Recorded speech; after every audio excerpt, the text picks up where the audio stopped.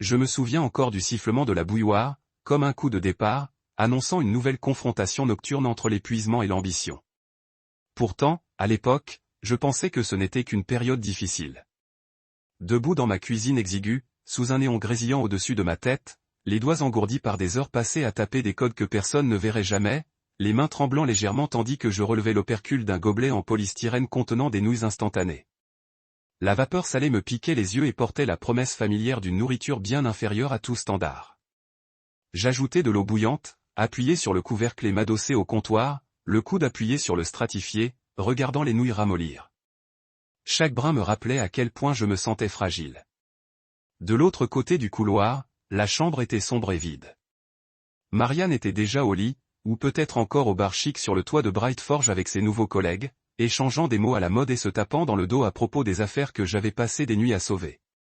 Je pensais que mon poste d'analyste d'intégration junior était sûr. Je pensais que les audits de sécurité nocturne, les mises à jour des identifiants fournisseurs et les correctifs incessants des portails hérités étaient appréciés à huis clos.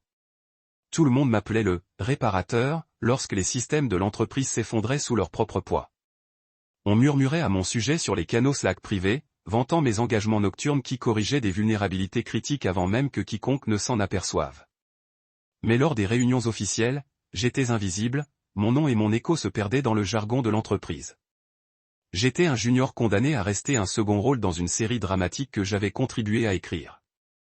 J'avalais bruyamment une bouchée de nouilles, leur bouillon fade me rappelant à quel point j'étais tombé loin de l'époque où je croyais que seul le travail acharné pouvait me faire respecter.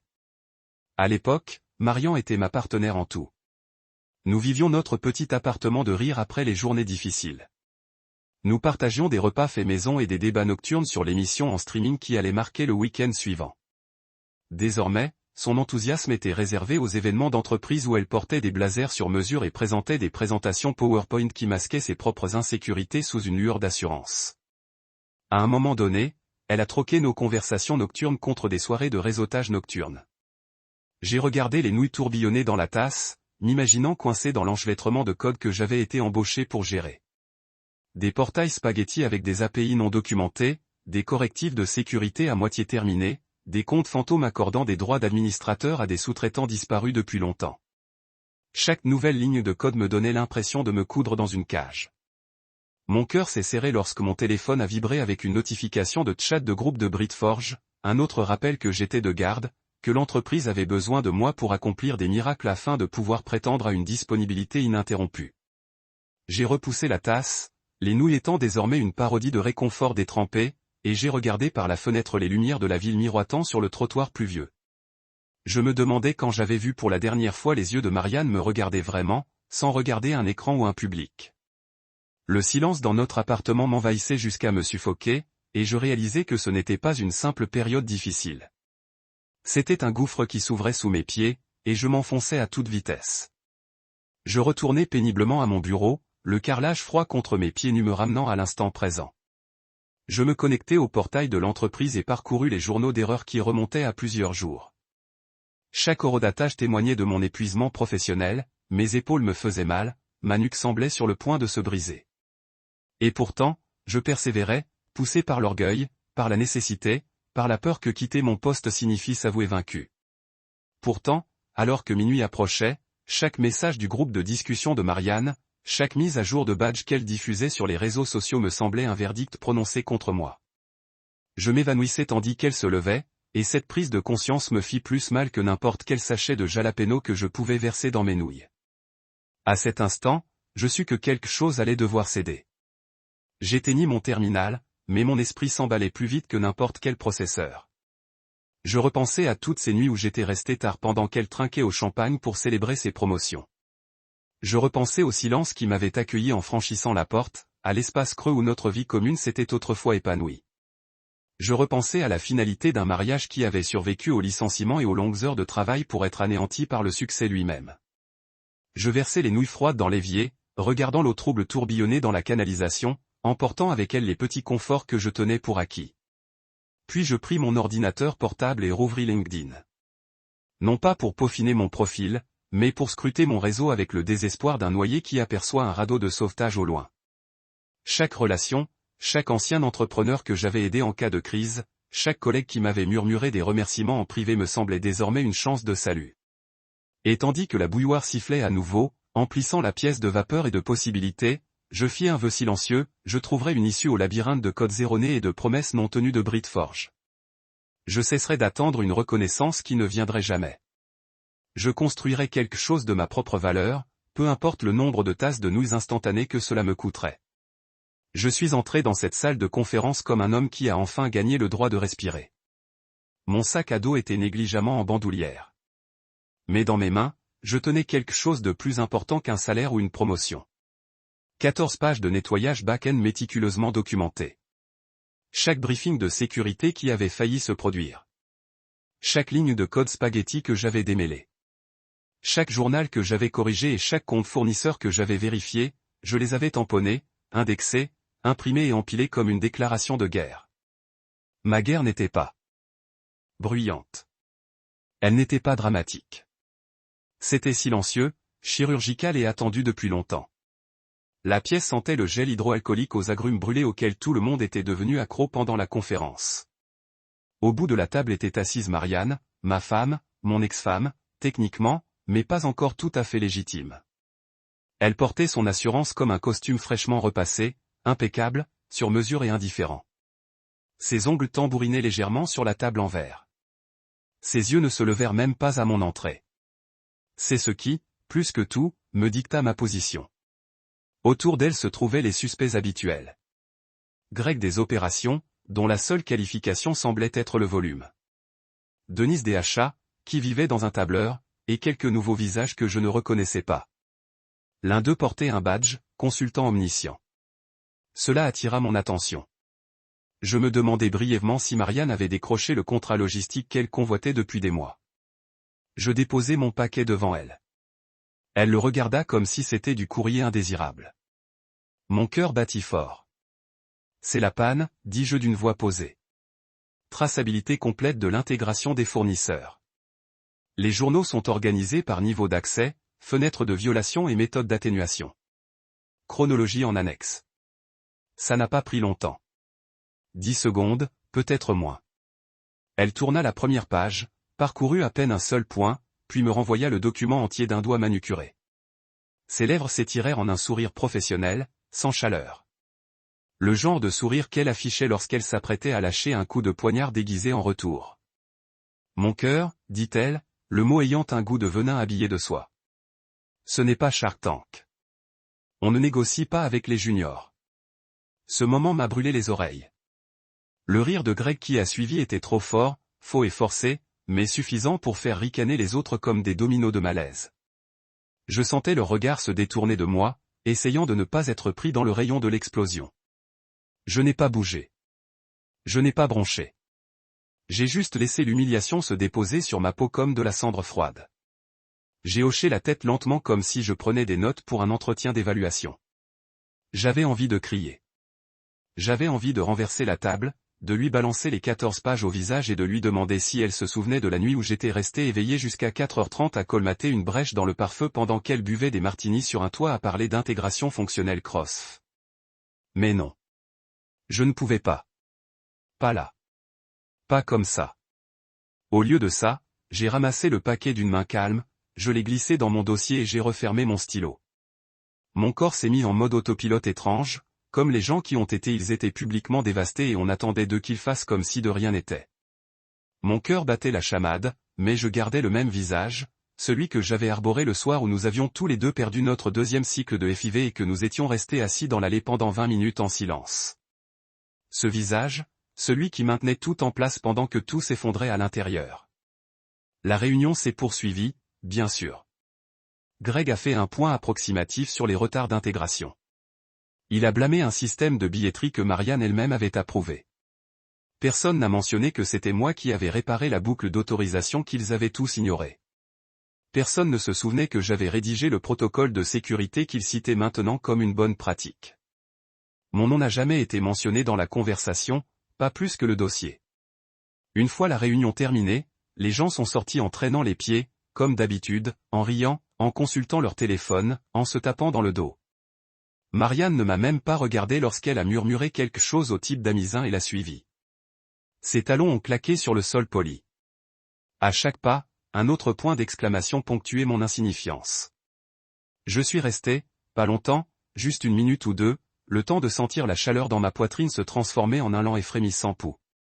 J'ai regardé la chaise vide qu'elle avait occupée, la légère empreinte dans le coussin, le rouge à lèvres au bord de la bouteille d'eau à moitié vide qu'elle avait laissée derrière elle. J'ai pris la bouteille et l'ai jetée à la poubelle en sortant. Non par mesquinerie, par nécessité.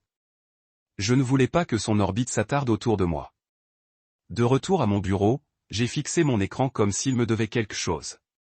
J'ai parcouru les tickets en attente, chacun me rappelant à quel point j'avais tenu bon grâce au ruban adhésif et à ma volonté.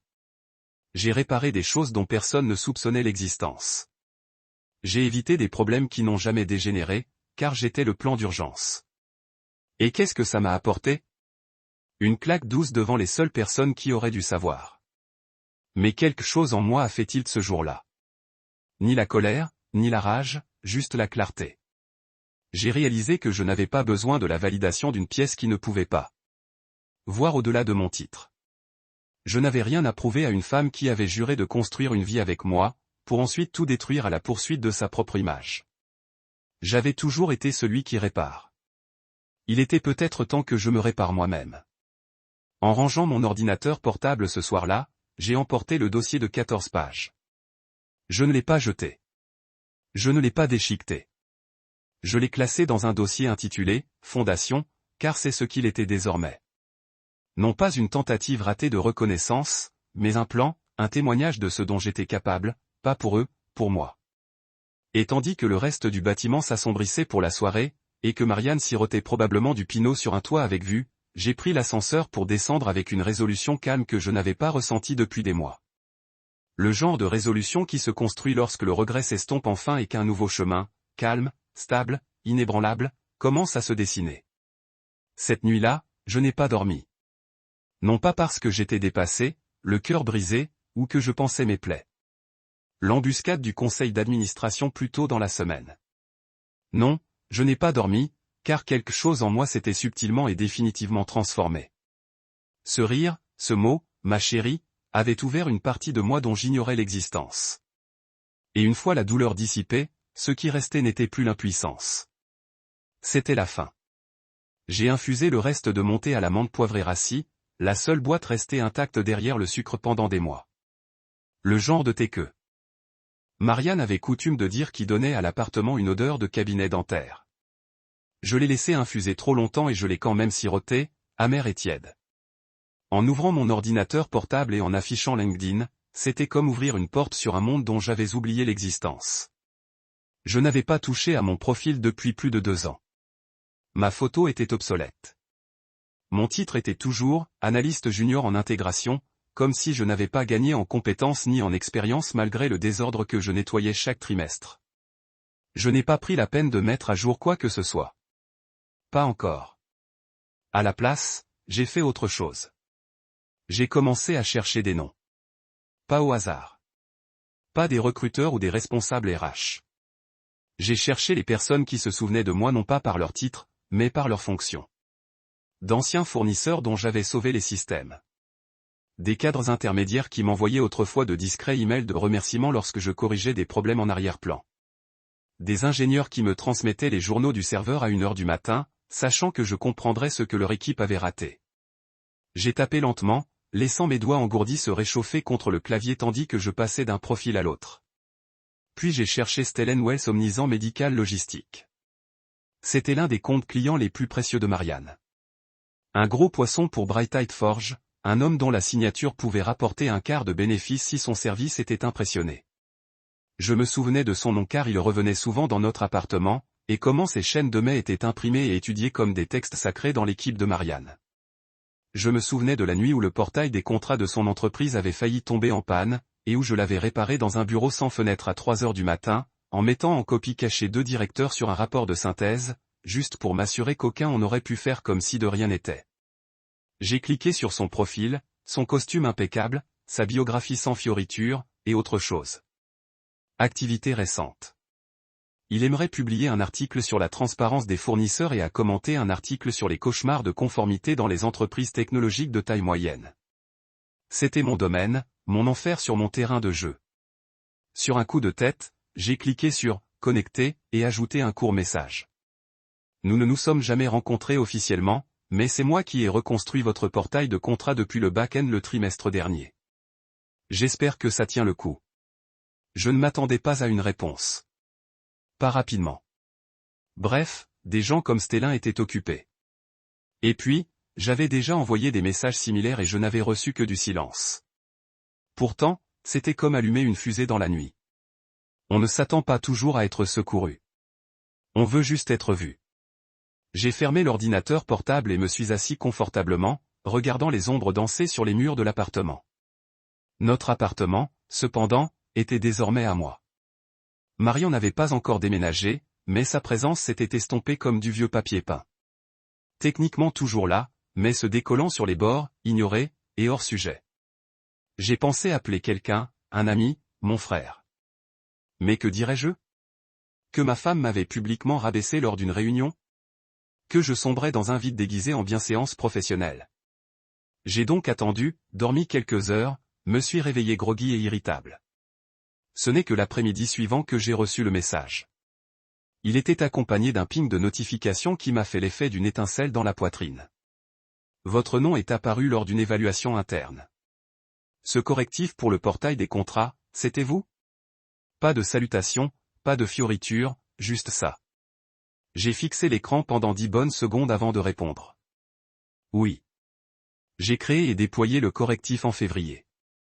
J'ai identifié le problème SSL et réécrit les jetons manuellement après l'échec de l'intégration de votre équipe avec l'API BritForge. J'ai joint le résumé du journal au correctif, mais je ne suis pas sûr qu'il vous ait été transmis. Je l'ai envoyé et j'ai immédiatement regretté d'être si technique. Mais 3 minutes plus tard, un autre message est arrivé. Envie de vous rencontrer? C'était ça. Pas un lien Zoom, pas un assistant de planification. Juste ces 3 mots, comme une main tendue à travers le flou numérique et m'attirant vers quelque chose de concret. Je l'ai regardé, relu, j'ai voulu le rencontrer. Ce n'était pas une offre d'emploi. Ce n'était pas une promesse, mais c'était plus que ce que j'avais eu depuis des mois. C'était une reconnaissance. J'ai accepté sans hésiter. Je lui ai dit que j'étais disponible à tout moment cette semaine-là. Il m'a répondu avec l'adresse d'un café en centre-ville et 1 heure le jeudi à 11h. Cela me laissait 2 jours pour me préparer mentalement, émotionnellement et stratégiquement. Je n'en ai parlé à personne. Ni à Marianne. Pas même à la seule collègue en qui j'avais confiance au support informatique. Celui qui me remplaçait toujours quand j'avais besoin de disparaître pendant 1 heure. Ce n'était pas une question de ragot. Ce n'était pas une vengeance. C'était une renaissance. J'ai passé ces 2 jours à faire mon travail tranquillement, méthodiquement. Mais quelque chose avait changé. Je ne regardais plus mon terminal comme une cellule de prison. Maintenant, c'était de la reconnaissance. J'observais la circulation des identifiants. J'enregistrais les demandes d'autorisation qui les informations filaient encore à travers des systèmes défaillants. Je téléchargeais des rapports que personne d'autre n'avait pris la peine de lire. Chaque donnée était une miette de pain et je suivais enfin la piste hors de la forêt. Mercredi soir, je me suis endormi sans le poids des nouilles sur l'estomac ni l'amertume dans la gorge. J'avais mis une chemise propre au lit. Je me suis levé tôt, me suis rasé avec soin et ai repassé le seul blazer qui me restait, celui que j'avais porté au mariage de la sœur de Marianne avant que tout ne se défasse. Il m'allait encore, même si les épaules semblaient plus lourdes. Ou peut-être que je me tenais enfin plus droit. Je suis arrivé 15 minutes en avance au café, un petit coin minimaliste avec des parois vitrées et une belle lumière. Pas le genre d'endroit où l'on vient se faire voir, mais où l'on conclut tranquillement des affaires autour d'un expresso d'origine. J'ai pris une table près de la fenêtre, les paumes moites, le cœur battant la chamade comme si j'étais de retour dans cette salle de conférence. Puis il est entré. Stellin, grand, svelte, le genre d'homme qui semblait être né avec confiance. Mais quand il a repéré, moi, dit-il en souriant. Pas le sourire crispé et professionnel de quelqu'un sur le point de vous congédier, mais le genre de sourire qui dit « je vous cherchais ». Il me serra la main, s'assit et commanda un café noir. Rien d'extraordinaire. Puis il me regarda avec des yeux qui avaient vu assez de bêtises pour reconnaître quand quelqu'un ne bluffait pas, « je ne veux pas d'interview », dit-il. J'acquiesçai, incertaine de ce que cela voulait dire. Je veux quelqu'un qui comprenne le fonctionnement des systèmes de l'intérieur. Qui sait comment ils se cassent et comment les reconstruire? Il se pencha en avant. Tu n'as pas l'air d'un analyste. Je souris pour la première fois depuis des semaines. Je ne le suis pas, dis-je. Plus maintenant. Il fouilla dans son sac et glissa un dossier sur la table. Je ne l'ouvris pas immédiatement. Je savais déjà ce que c'était. Une opportunité. Une sortie. Un nouveau chemin pavé non pas d'excuses, mais de précision. Je le regardai et posai une question. Pourquoi maintenant? Il répondit simplement. Nous préparons un audit sur Bright Forge. J'acquiesçai lentement, les doigts encore irrités par la nuit. Je versai du thé sur mes regrets. Mon nouveau chemin venait de s'ouvrir, et j'étais prêt. Je suis arrivé au café 10 minutes en avance. Non pas par nervosité, mais parce que je devais voir la pièce se calmer. C'était un petit endroit élégant au coin de la 9e rue et d'Aldé, un de ces endroits minimalistes où le béton est plus présent que le confort. Le genre d'endroit que Marian aurait qualifié d'intentionnel tout en jugeant silencieusement les chaises pliantes et des tasses dépareillées. Elle n'était pas là. C'était justement ça. Stellin, lui, était là. Il était déjà assis à une table du fond, sirotant un café sombre et sans fioriture dans une simple tasse en céramique. Café noir, sans crème, sans sucre, sans distraction. Il leva les yeux à mon entrée et hocha la tête. Ni formel, ni décontracté, juste un simple signe de tête.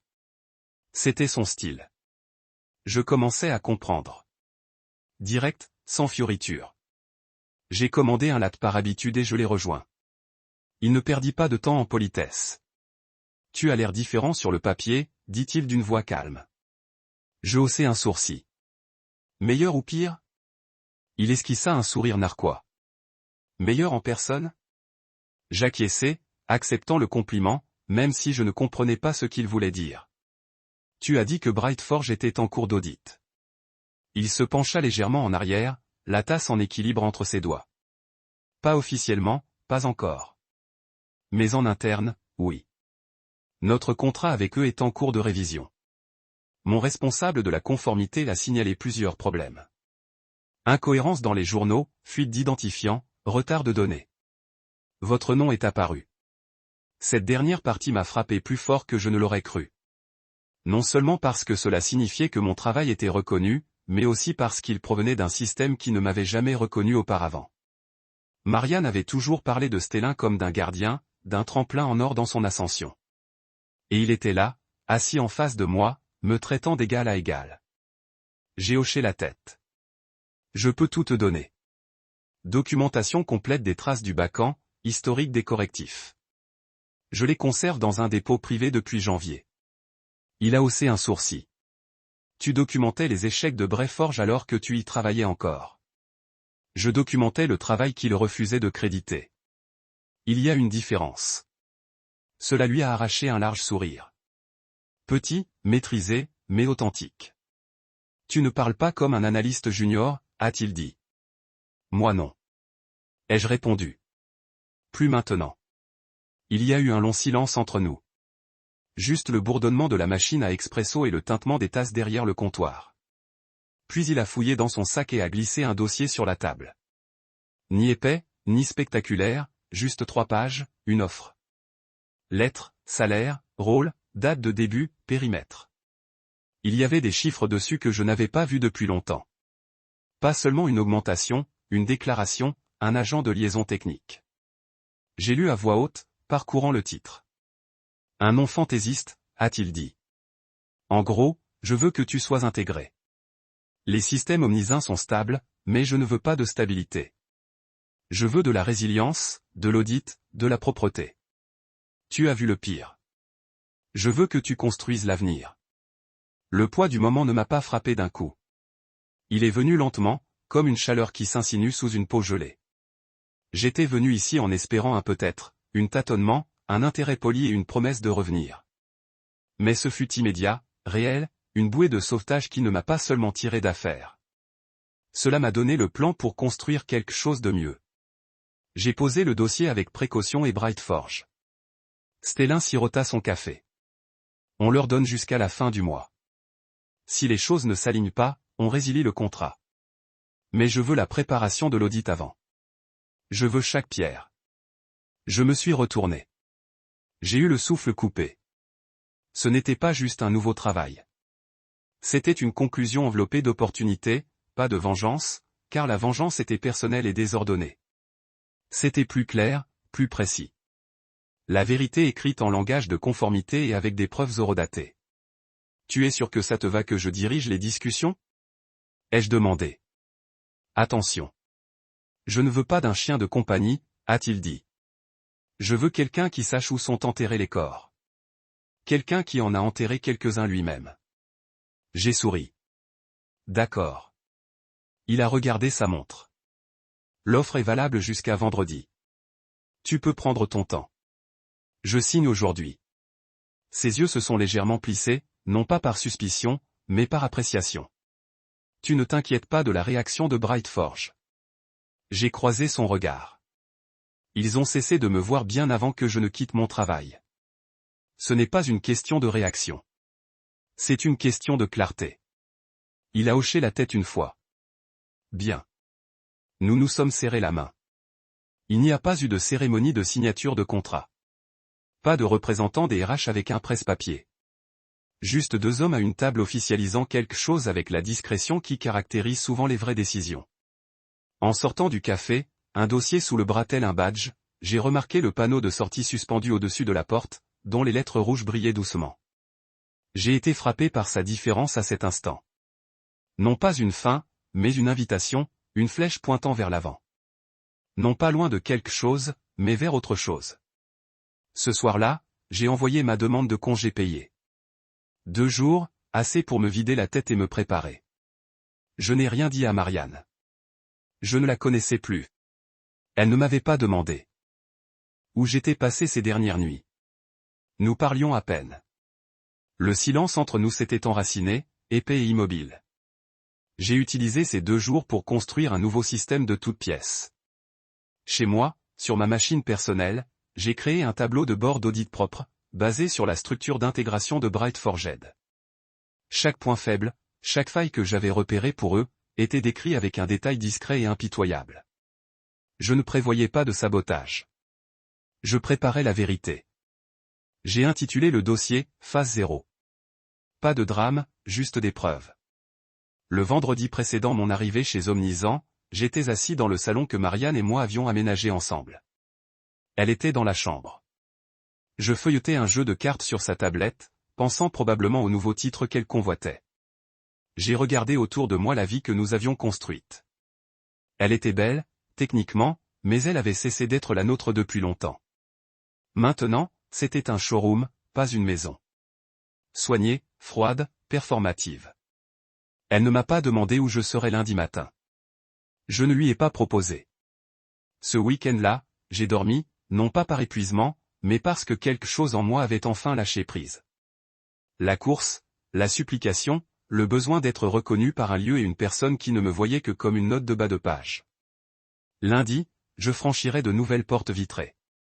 Et cette fois, je ne porterai pas de CV ni un sourire destiné à cacher ma fatigue.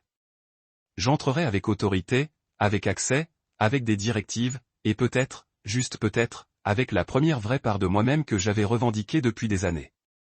Je n'ai pas annoncé mon départ par un email théâtral ou un claquement d'agrafeuse. Il n'y a eu ni discours, ni spectacle de carton serré dans la salle de pause. J'ai pris 2 jours de congé payé comme n'importe quel employé épuisé, prétendant pouvoir revenir. Le deuxième après-midi, j'ai envoyé ma démission via le portail RH, un peu lent. Sans artifice, sans italique, juste une simple déclaration. Avec effet immédiat, j'ai démissionné de mon poste d'analyste junior en intégration. Dès que j'ai cliqué sur « Envoyer », je ne me suis pas senti libre. J'étais concentré. Brad ne l'a pas remarqué. Je m'attendais presque à ce qu'il m'envoie un email me demandant de récupérer les tickets d'incident du week-end de quelqu'un d'autre.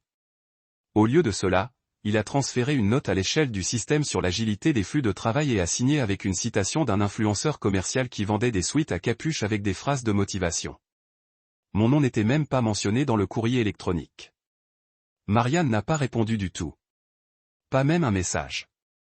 Pas une question sur le pourquoi du comment. Pas un SMS demandant la suite.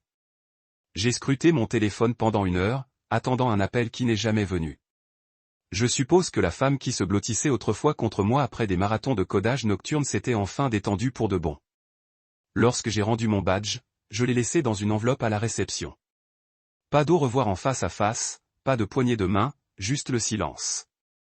Je suis reparti avec un carton à moitié rempli sous le bras et un sourire narquois. Ce bâtiment m'avait déjà assez pris. Il ne méritait pas d'adieu. Le bureau d'Omnisin était on ne peut plus différent. Vert et acier, ouvert mais pas vide. Les gens se déplaçaient comme s'ils avaient un but, pas de panique. Pas de réunion de suivi désespéré ni d'exercice d'incendie déguisé en alignement de mêlée. Ici, je n'étais pas le réparateur de tâches oubliées. J'étais la structure.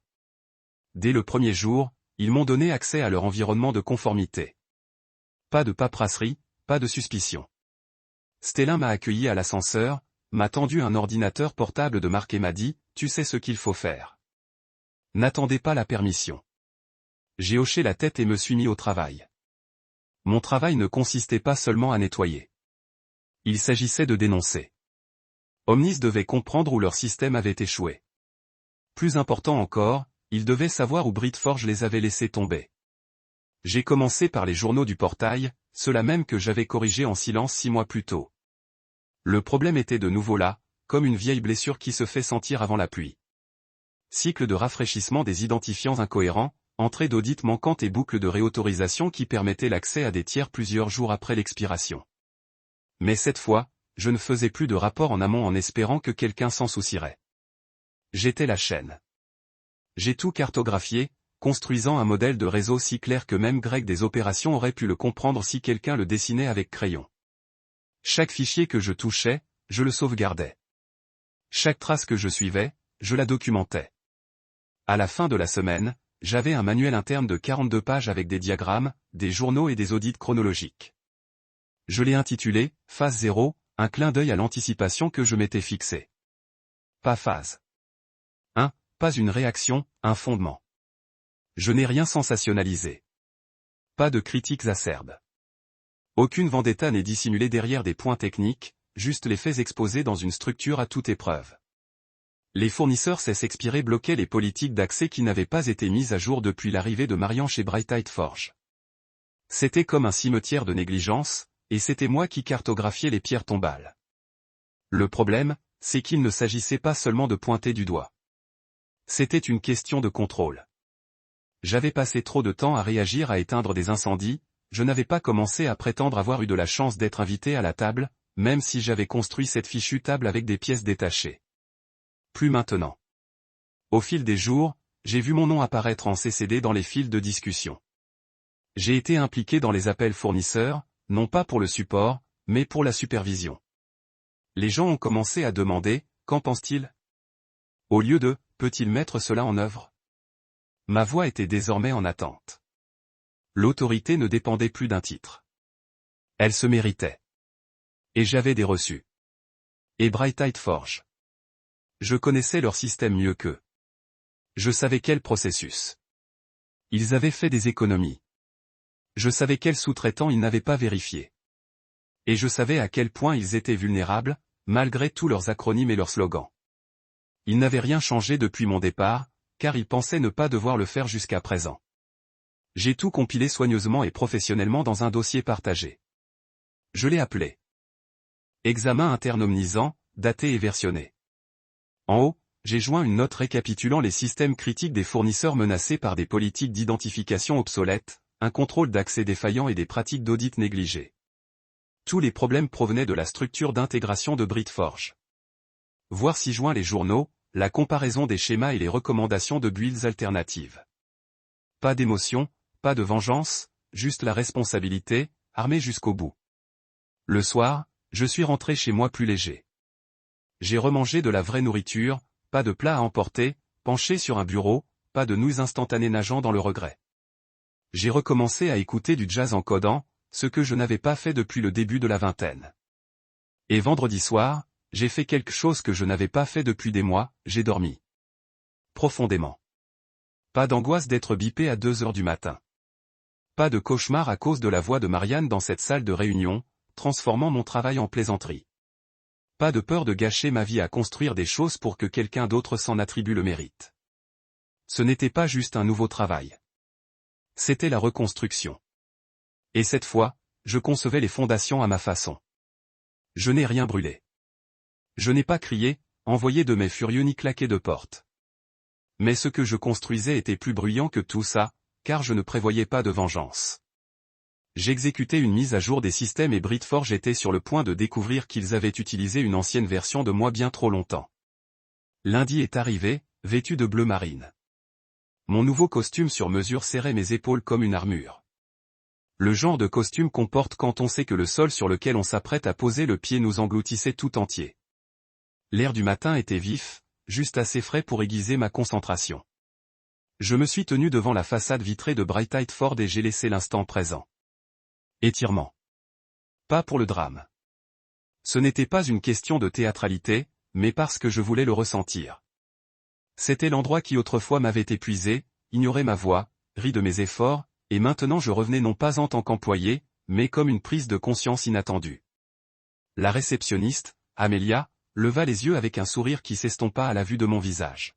« Visiteur ?» demanda-t-elle en jetant un coup d'œil à la tablette d'enregistrement.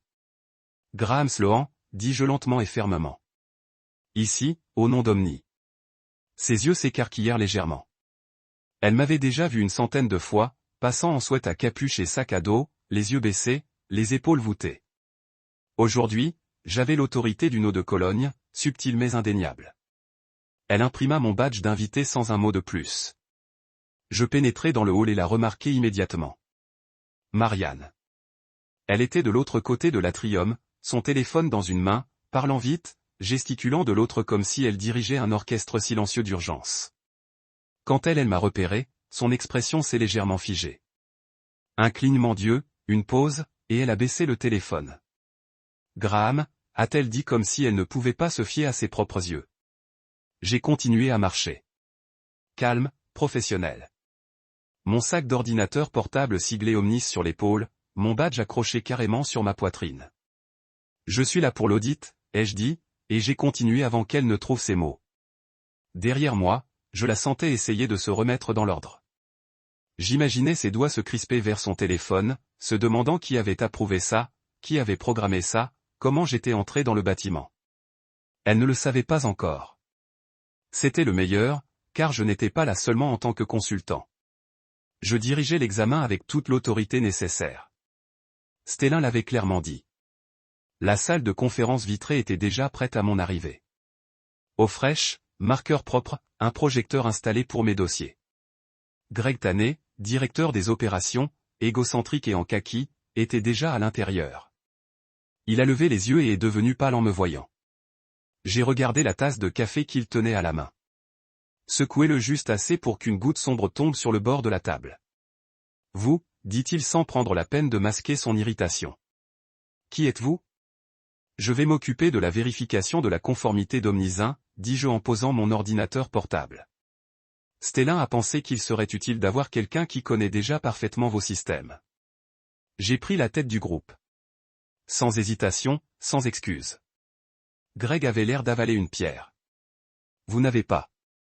Vous n'êtes pas autorisé à. Moi, si. Je l'ai interrompu. Approuvé par l'équipe d'audit interne d'Omnis. Documentation jointe dans votre boîte de réception, y compris les protocoles d'escalade et les phases de vérification. Vous voudrez vous familiariser avec eux. Avant qu'ils puissent répondre, deux autres représentants de Brightforge sont entrés. Le responsable des achats et un chef de projet junior de l'équipe de Marianne dont je me souvenais vaguement. Ils se sont figés en me voyant. Je l'ai vu, la peur s'infiltrant lentement aux confins de leur professionnalisme. Je n'ai pas jubilé. Je n'ai pas souri.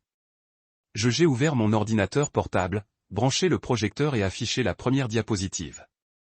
Commençons par l'historique des informations d'identification des fournisseurs. J'ai dit 12 mois en arrière. Une tension familière s'est emparée de la salle. Je les ai regardés s'installer confortablement, essayant de garder un regard neutre, mais il était trop tard pour faire semblant. Ils n'avaient plus le contrôle. J'étais sur la diapositive 1, des certificats SSL obsolètes qui n'avaient pas été renouvelés depuis 14 mois. La diapositive 2, une feuille de calcul intitulée accès fournisseur final v3.xlsx, contenant des notes d'identification, des mots de passe en texte clair et aucun verrou d'accès. La dernière modification du fichier avait été effectuée par un stagiaire. Pas de contrôle de version, pas de chiffrement et, pire encore, aucune responsabilité. Greg a remué, mal à l'aise. Nous avons traité ces problèmes. Ils étaient isolés. Sauf que non, ai-je dit calmement. Nous avons détecté des erreurs similaires dans 4 comptes fournisseurs différents. Même cycle d'accès, même lacune, même surveillance. Je n'ai pas élevé la voix. Je n'en avais pas besoin. Les données étaient plus éloquentes que n'importe quelle accusation. Au milieu de la réunion, Marianne s'est glissée dans la salle. Elle ne s'est pas assise. Elle est restée au fond, les bras croisés, la mâchoire serrée. Elle n'avait pas été invitée à cette session, mais quelqu'un avait dû la prévenir. J'ai ignoré sa présence jusqu'à ce que le moment soit venu. Diapositive 8. Voilà, ai-je dit en cliquant sur une carte des autorisations qui montrait des rôles d'administrateurs se chevauchant entre les identifiants des entrepreneurs. Ceci a été approuvé par les opérations commerciales. Les journaux de routage indiquent que l'approbation provenait du compte de Marianne. Un silence, elle a cligné des yeux. C'est incorrect, a-t-elle finalement dit. Non, ai-je dit en me retournant. Ce n'est pas le cas. J'ai cliqué sur la page suivante et exporté le verrouillage d'autorisation. Horodaté, signé numériquement. Indéniable. Greg a ouvert la bouche pour intervenir, mais j'ai continué. Ce ne sont pas des erreurs. Ce sont des schémas, répétés, traçables et documentés. Le silence qui a suivi était de ceux qui s'enfoncent profondément dans les os. Le genre de silence qui siffle plus fort que des cris. Personne ne savait où regarder. Ni moi. Ni à Marianne. Surtout pas devant l'écran. J'ai fermé lentement l'ordinateur portable, les mains jointes sur la table. L'équipe de conformité d'Omnisin fera un compte rendu officiel. J'ai dit, c'est la première phase. Nous effectuerons une analyse approfondie des systèmes la semaine prochaine, et j'aurai besoin d'un accès complet à l'environnement sandbox. Je me suis levé. Nous coordonnerons les échéances avec mon équipe. Soyez ponctuels. Tout retard sera signalé. Sur ce, je suis sorti. Sans me retourner. Dans l'ascenseur, j'ai aperçu mon reflet dans le mur poli-miroir. J'avais l'air immobile, ni satisfait, ni vengeur, juste serein. J'avais passé des années dans ce bâtiment, pensant devoir faire mes preuves pour être vu. Maintenant, il ne pouvait plus détourner le regard. Dehors, l'air était plus vif, plus léger. Je n'ai réalisé que j'avais retenu mon souffle jusqu'à ce qu'il s'échappe en une seule et lente expiration. Il ne s'agissait pas seulement de Marianne. Il s'agissait de chaque fois où j'étais négligé, écarté, sous-estimé. Il s'agissait de revenir là où j'avais été oublié et de récupérer quelque chose que j'ignorais m'appartenir. Contrôle, pouvoir, mon nom prononcé en entier. Mercredi, le rire de panique s'est fait entendre, discrètement, bien sûr. Pas de sirène, pas de des accusations ouvertes, juste une lourde atmosphère de terreur silencieuse qui enveloppait chaque couloir comme un grésillement invisible. On le sentait à la façon dont les gens s'arrêtaient au milieu d'une phrase à mon passage, au brouhaha des dossiers serrés trop fort, au raclement de gorge nerveux à mon entrée dans une pièce. Brightforge saignait et seuls quelques-uns le savaient. Les autres pensaient encore avoir un pansement assez grand pour le cacher. Ce n'était pas le cas. Greg essayait de maintenir sa bravade habituelle, lançant des mots à la mode comme des cas isolés et des variations contextuelles à chaque réunion. Mais sa façon d'éviter le contact visuel en disait long. Chaque fois que je branchais mon ordinateur portable au projecteur, toute la table se préparait à l'impact. Non pas que je sois bruyant, mais parce que les chiffres ne l'étaient pas, ils étaient précis, clairs et racontaient une histoire impossible à interrompre. Lundi, c'était les qualifications de conformité. Mardi, la sécurité des terminaux. Mercredi, j'ai sorti le marteau. J'ai ouvert avec une feuille de calcul, d'apparence inoffensive pour quiconque ne comprenait pas ce qu'il voyait. Un simple fichier Excel au nom faussement innocent. Vendor Access Final v3.xlsx. Le versionnage m'a tout dit. La troisième finale était un mensonge en majuscule.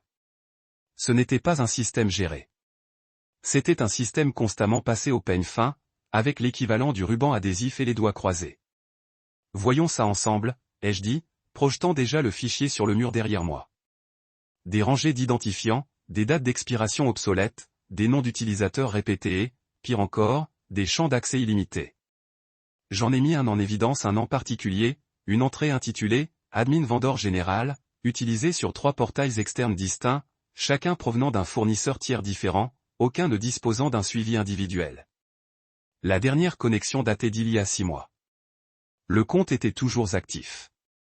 Denise, la responsable de la conformité, déglutit difficilement. Était-ce censé être désactivé après le nettoyage du premier trimestre? J'ai hoché la tête lentement. Si. Greg est intervenu. D'accord, mais ne transformons pas cela en chasse aux sorcières. Ce n'est pas une chasse aux sorcières, ai-je dit en l'interrompant. C'est une autopsie qui a plongé la salle dans le silence. Je les ai regardés se tourner vers moi, l'inconfort se transformant peu à peu en prise de conscience. Nous n'avons pas affaire à un seul fichier corrompu, ai-je poursuivi. Nous avons affaire à une culture de patchwork paresseux. Des fichiers comme ceux-ci sont un symptôme, pas la maladie. Comptes fantômes, réutilisation d'identifiants, journaux d'accès incohérents.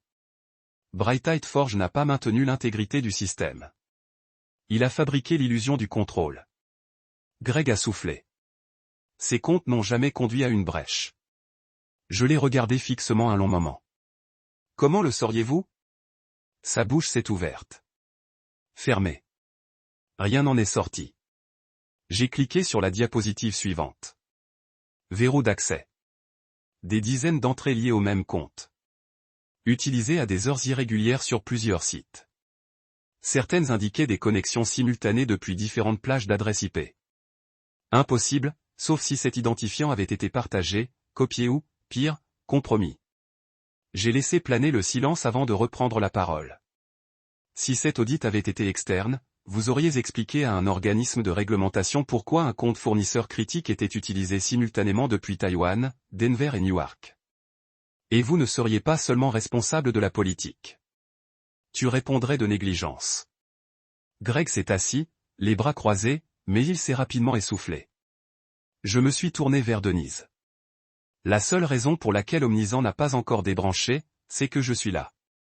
Parce que nous vous donnons l'occasion de corriger cela avant que cela n'atteigne les oreilles fédérales. L'effet a été violent. De l'autre côté de la table, j'ai remarqué que Marian n'avait pas bougé. Elle était assise, raide, les jambes croisées, une main sur l'autre, le visage indéchiffrable, mais son pied tapait légèrement, une vieille habitude qu'elle avait lorsqu'elle se sentait exposée. Je me suis souvenu de ce même rythme nocturne. Elle défendait un budget qu'elle n'avait pas entièrement préparé. Elle n'avait plus le contrôle maintenant, et elle le savait. Je suis passé au dernier document, une note de synthèse que j'avais rédigée la veille à 2 heures du matin. 3 points majeurs de non-conformité. J'ai lu « L'utilisation d'identifiants fournisseurs obsolètes et non. Suivi sur des plateformes intégrées. » Le deuxième point, le non-archivage des journaux d'accès conformément aux politiques internes. Le troisième point, la fausse déclaration volontaire. Audits internes en redirigeant les alertes vers un canal Slack obsolète. Greg s'est penché en avant. Attendez. Quel canal Slack? Je me suis tourné vers lui. Un canal inactif depuis plus d'1 an. Mais votre boîte d'audit continuait à y poster. Denise a murmuré un juron. Greg a regardé fixement, la bouche entr'ouverte, essayant de comprendre à quel point cela était défectueux et depuis combien de temps. Le problème, c'est que ça avait toujours été défectueux. Ils sont juste devenus trop doués pour faire semblant. Je suggère de suspendre toutes les synchronisations de données tierces jusqu'à ce que ces problèmes soient résolus, ai-je dit, et d'avertir les systèmes internes que les équipes de conformité publieront des identifiants mis à jour. Greg a remué sur sa chaise, marmonnant quelque chose à propos de délai, mais personne n'écoutait. Le mémo avait déjà été transféré. L'écran avait déjà été capturé. Il n'y avait plus accès. À la fin de la réunion, les gens sont sortis lentement. Marianne est restée assise. J'ai attendu que la salle soit presque vide avant de ranger mes affaires.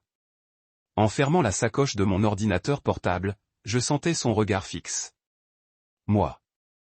Tu as tout documenté, dit-elle doucement, brisant enfin le silence.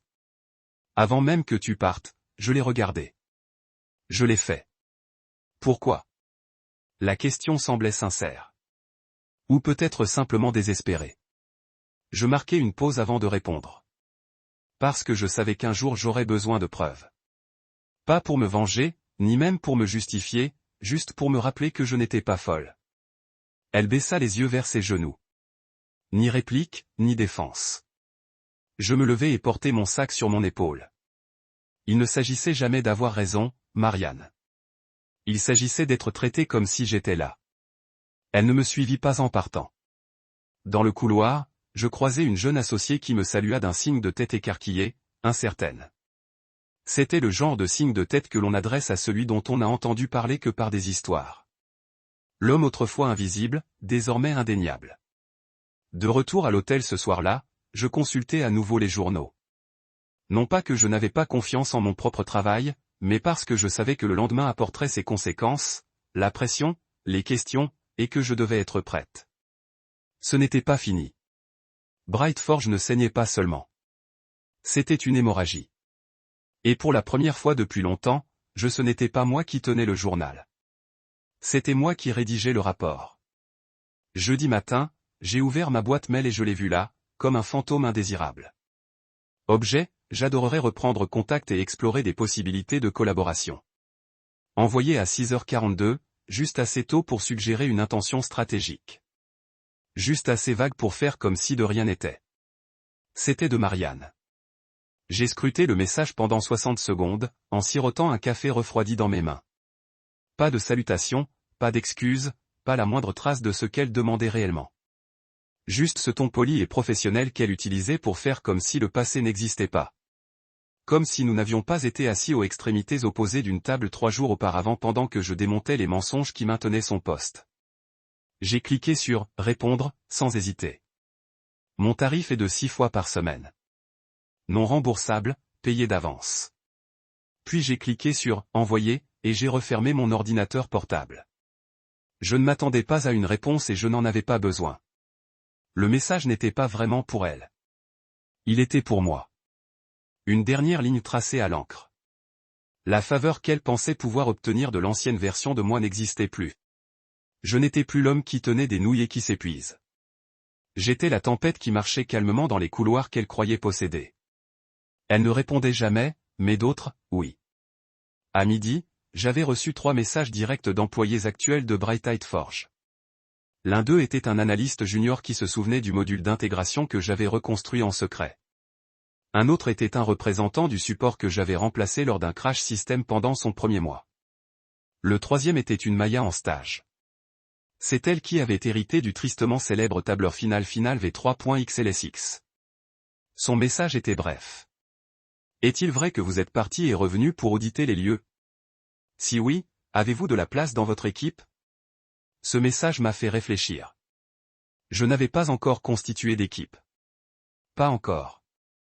Mais j'avais désormais l'influence nécessaire. Chez Omnisin, il me confiait bien plus que du code. Il me confiait une vision.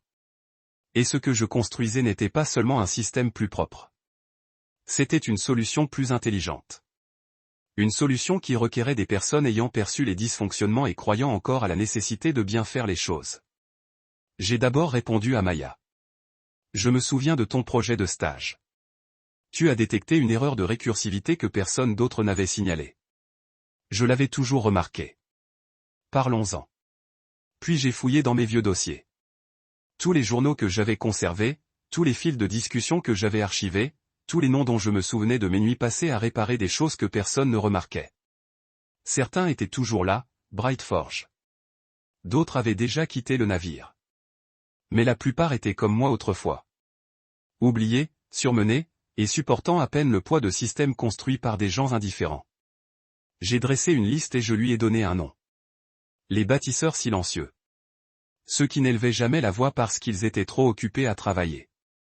Ceux qui n'étaient jamais reconnus parce qu'ils étaient trop fiables pour échouer publiquement. J'étais l'un d'eux. Je l'étais toujours. Mais maintenant, j'avais le pouvoir de les entraîner vers quelque chose de mieux. À la fin de la journée, j'avais 5 noms signalés. 3 avaient déjà répondu. Un m'a envoyé. Un CV avec une note. Je ne savais pas que c'était acceptable de partir avant de te voir faire. Au début, je ne savais pas quoi répondre. Puis j'ai réalisé que je n'avais pas besoin d'en dire beaucoup. Ça l'est. construisons quelque chose de concret. De retour chez Omnisant, Stellin m'a appelé dans une petite salle de réunion alors que je terminais mes notes d'analyse des systèmes. Il m'a tendu un mince dossier avec le logo Omnisant imprimé en noir sur le devant. « Votre projet Sandbox a reçu le feu vert », a-t-il dit en s'appuyant contre la table. « Nous voulons voir ce qui se passe quand vous construisez la structure. De toutes pièces. Votre processus, vos recrutements, une page blanche, pas de code hérité. » Ma poitrine s'est serrée, non pas de peur, mais avec cette lucidité aiguë qui vient quand on réalise que la prochaine étape n'est plus une montée. Elle est en marche. Vous me donnez une équipe, ai-je dit, juste pour l'entendre à voix haute. Je vous donne de l'autonomie, a-t-il corrigé. Vous l'avez mérité. J'ai ouvert le dossier. Budget, calendrier, périmètre, tout est à façonner. J'ai pensé à tous les portes que j'avais franchies à Brightforge. Des portes qui se sont refermées derrière moi. Des portes que je n'aurais jamais dû ouvrir. Des portes où les gens souriaient juste assez longtemps pour m'exclure. Maintenant, j'avais la mienne. Ce soir-là, je suis resté tard. Non pas par obligation, mais par envie.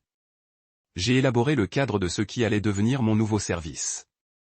Pas seulement l'intégration, pas seulement la conformité, quelque chose de plus large. Une unité dédiée à la résilience systémique.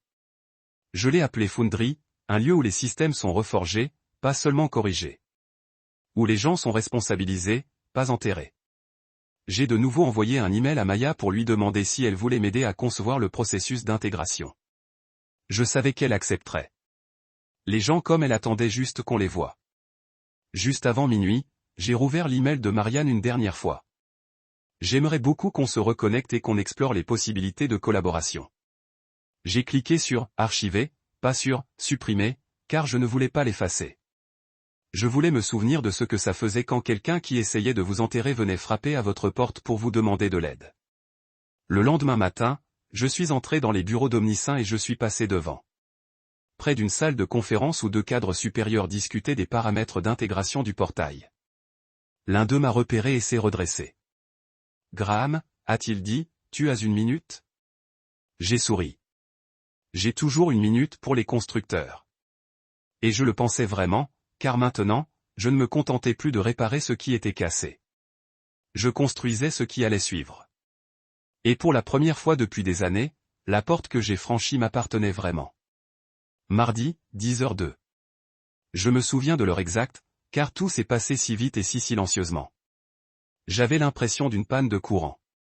Pas d'étincelle, pas de boom, juste le froid et indéniable changement de service lorsque tout s'arrête de fonctionner. J'étais à mi-chemin d'une ébauche d'intégration pour le nouveau framework fournisseur d'Omnisaint lorsque ma boîte de réception a défailli.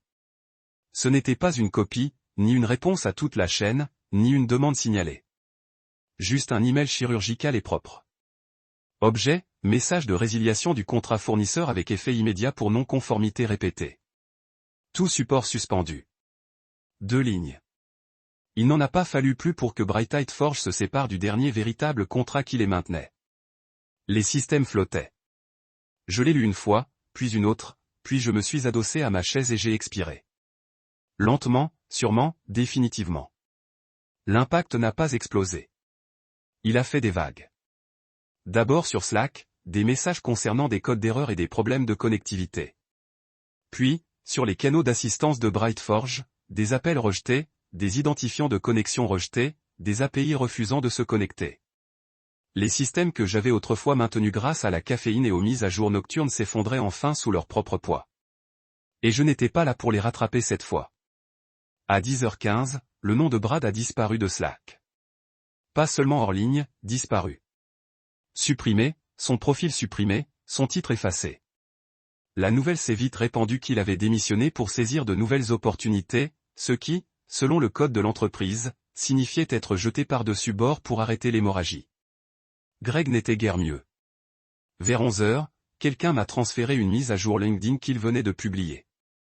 Une photo de lui souriant tenant un café dans un espace de coworking était légendée, hâte de commencer mon parcours dans le conseil et la stratégie fractionnée. Alignement. J'ai failli rire. C'était trop propre, trop répété. Le message d'un homme qui avait été percuté par un train de marchandises et qui voulait faire croire au monde qu'il avait l'intention de s'allonger sur les rails. Mais Marianne, elle, était silencieuse, pas de mail, pas de publication sur les réseaux sociaux, pas de tentative frénétique de manipulation, rien jusqu'à 14h45. C'est là que j'ai reçu l'appel. Salle de conférence 4C Stellan a dit, elle est là. Mon cœur ne s'est pas emballé. Mes paumes n'étaient pas moites. Je me suis simplement levé, j'ai redressé ma veste et je me suis dirigé vers la pièce. Ce même couloir que j'avais parcouru chaque matin, un ordinateur portable mort dans une main et un bagel tiède dans l'autre, me semblait maintenant une piste d'atterrissage. Chaque pas était brusque, réfléchi, comme si j'entrais dans un moment que j'avais déjà répété 1000 fois en silence. Elle était déjà assise quand je suis entré, seul. Pas d'ordinateur, pas de notes, juste Marie dans un blazer gris foncé, les mains jointes fermement devant elle. Son regard a immédiatement trouvé le mien, en quête de douceur, peut-être. Familiarité. Je ne lui accordai ni l'un ni l'autre. Je m'assis en face d'elle et déposai un mince dossier sur la table. Elle y jeta un coup d'œil, mais ne le tendit pas. « Qu'est-ce que c'est » demanda-t-elle, la voix plus faible que dans mes souvenirs. « Rapport de conformité » répondis-je. « Je vais envoyer le résumé de l'examen interne, conclusion de la phase 3. »« Je ne suis pas le directeur des opérations, » dit-elle. « C'est Greg qui l'était. »« Vous étiez le responsable des opérations commerciales, » dis-je en l'interrompant. Calme, mais ferme. Votre nom apparaît dans plusieurs flux d'autorisation. Vous avez approuvé des procédures d'identification interne qui ne répondaient pas aux normes d'audit. Vous avez redirigé des alertes de violation vers un canal Slack obsolète. Vous avez garanti l'intégrité du système lors des négociations de renouvellement avec les fournisseurs. Ce dossier détaille chaque cas. Elle ne protesta pas, ne s'y a même pas.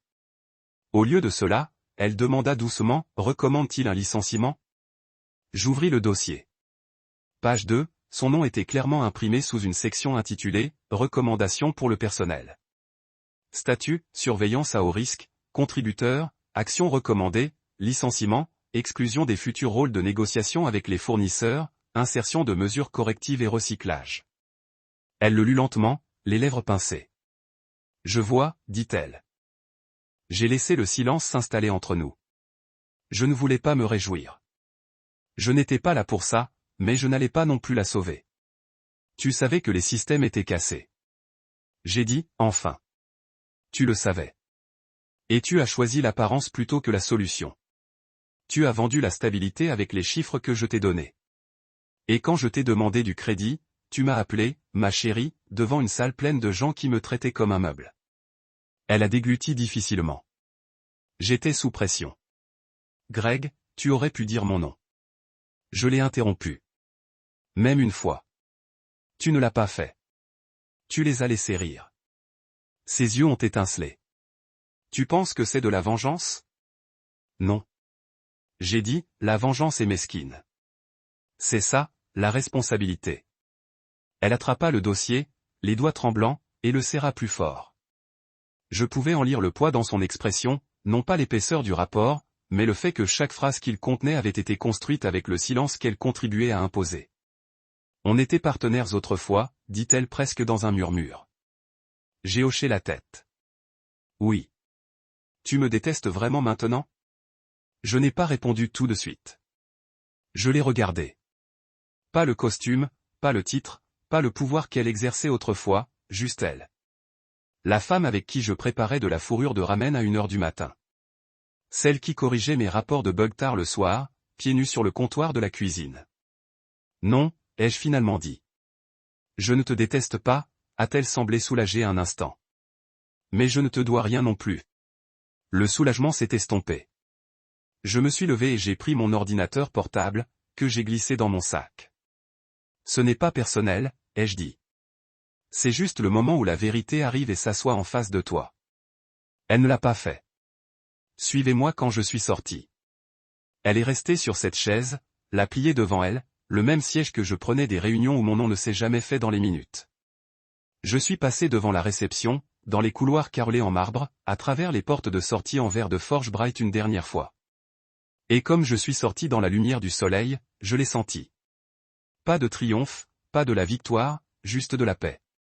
Parce que la justice ne vient pas toujours avec des applaudissements. Parfois, il est disponible dans un email à 2 lignes. Et le son de vos propres pas s'éloignait. Elle était déjà assise lorsque je suis entré dans la salle de réunion. Son blazer raide, sa posture plus droite que je n'en avais vu depuis des mois. Mais ses yeux, ils ne cachaient plus rien. Il n'y avait pas de flash de supériorité, pas de trace du sourire suffisant qu'elle portait comme du parfum. Juste une femme regardant l'homme qu'elle avait rejeté une fois à travers la même table où elle m'avait transformé en une blague.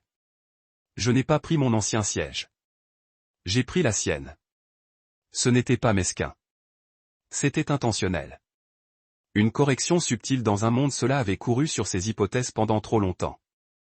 J'ai placé le dossier de conformité sur la table devant elle, je suis ouvert à la page 2 et j'ai attendu. Ses yeux se sont tournés vers la section mise en évidence. Son nom audacieux sous la recommandation de sous-chef pour le licenciement. Les détails étaient méticuleux. Horodatage, capture d'écran, signature numérique, chaque erreur signée, scellée et maintenant livrée. Elle tendit la main lentement, les doigts tremblant juste assez pour rendre le papier froissé alors qu'elle tournait la page. Ceci est permanent. Je n'ai pas clignoté. Cela va à l'équipe juridique d'Omnisin à midi. Une fois déposé, il fait partie des archives d'audit final. Tout fournisseur tirant votre nom dans une vérification des antécédents de conformité le verra. Elle ferma doucement le dossier, ses lèvres se séparant comme elle voulait trouver les bons mots, la bonne excuse, peut-être même le bon ton. Mais il n'y avait plus de présentation à charmer, plus de salle de conférence à commander. Pas ici. Pas avec moi. Je n'ai jamais voulu le faire. Dis-je, pas méchant. Ne le réécrivez pas. Tu voulais dire chaque mot, chaque silence, chaque rire. Elle tressaillit à peine. Je me penchai légèrement en avant, pliant mes mains. Vous pensiez que j'étais en arrière-plan, un homme qui pouvait soutenir votre stress et vos systèmes. Vous m'avez sous-estimé parce que vous aviez besoin de quelqu'un pour vous tenir derrière vous pour que votre lumière ait l'air plus lumineuse. Elle baissa les yeux, sa voix presque un murmure. Je pensais que je pourrais le réparer plus tard. Après la promotion, après la conclusion de l'accord Omnis, j'ai hoché la tête. Et vous l'avez fait. Vous avez essayé. Ses yeux ont rencontré les miens. J'ai reçu votre email. J'ai dit la reconnexion. Je pensais juste que nous pourrions peut-être construire quelque chose, a-t-elle dit. J'ai souri. Pas crui, pas amèrement, juste avec une compréhension silencieuse. Nous ne sommes tout simplement pas ensemble. Ses yeux brillaient, mais elle n'a pas pleuré. Marion n'a jamais pleuré quand elle a perdu. Elle a calculé.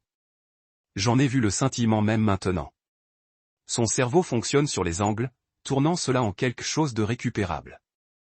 Nous pourrions parler, a-t-elle offert. Plus doux maintenant, en privé. Hors du disque. J'ai tapé doucement le dossier. C'est le record. Un long silence s'étire entre nous. Enfin, je se tenais, collecter mon ordinateur portable et ajuster le brassard de mon blazer. Alors que je me tournais pour aller, je me faisais une pause, reposant à la main sur la chaise que j'avais remplie une fois pour trop de réunions oubliées. Vous avez dit une fois, nous ne négocions pas avec le personnel junior, dis-je, ma voix calme et mesurée. Vous vous trompez, elle cligna des yeux. Nous négocions maintenant, continuez. Mais pas avec des gens comme vous. Et puis je suis sorti, chaque étape légère et stable, laissant derrière elle la seule négociation qui avait tout simplement l'importance.